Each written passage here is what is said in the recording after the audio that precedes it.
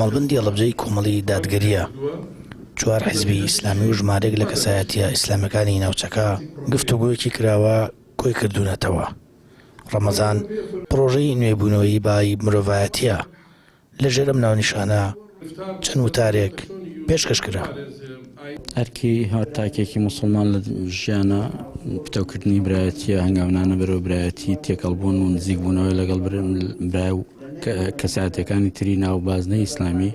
ئەم جۆرە هەنگاوانش جۆرێک لە هەنگاونانە بەرەو ئەو تونکردن و پتەوکردنەوەی ئەو خاڵی کە ئەرکی سەرشانی هەمومانەکە ئەویش برایەتیە. خوای پەروەردگاریش وا ناوێنە ئینەمە المؤمنون ئیخوە.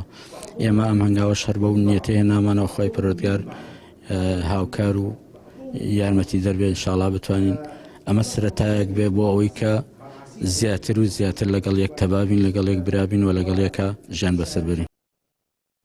حیزبە بەشدار بۆکانی کۆبوونەوەکە باس لەوە دەکەن لە مانگی ڕەمەزانی پیرۆز و کاتەکانی دیکەش بەگشتی هەنگاوەکانی نزیکبوونەوەی موسڵمانان و پتەوکردنی یەکڕزی برایەتی و کاری یاوبەشی ئیسلامەتی ئیمان بەهێزتر دەکات.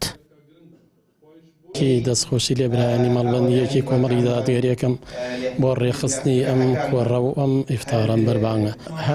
هەر ئەم ئیفتارێکەوە ئێستا لە کۆمەڵیدا لێرەکە ئەمە ئێوارە لێ جێڕێت، یعنی ئەمە وەکو هەماهەنگی وەکو برایەتی ئەمە بۆ ئازانم ئەمە باشترین ئیشێکە کەوا پێی هەڵساون کەوا هەمومان لەسەر یەک سفرەکەوە کرێت و باسی کێشەکانی بەعام ئەکرێت.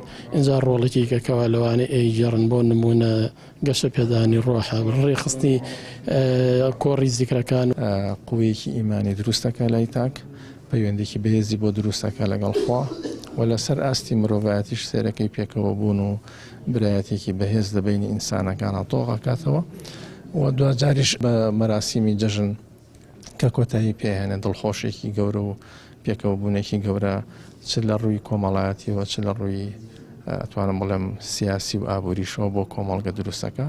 بە کولەن ئێمە ئەم شتانەکە ئەبینین ئەتوانم بڵێم ئیسلامێکی بەرجەستە کراوە بینین. بەشداربووانی کۆبوونەوەکە ڕابۆچوونی خۆیان پێشکەش کرد لەبارەی زیاتر بەرەوپێشچوونی شێوازیکاری ئیسلامەتی لە چوارچێوەی تەبایی برایەتی و هاوکات دەستە جەمعی و پێکەوەیی بۆ زیاتر گەیاندنی پەیامی ئیسلامەتی.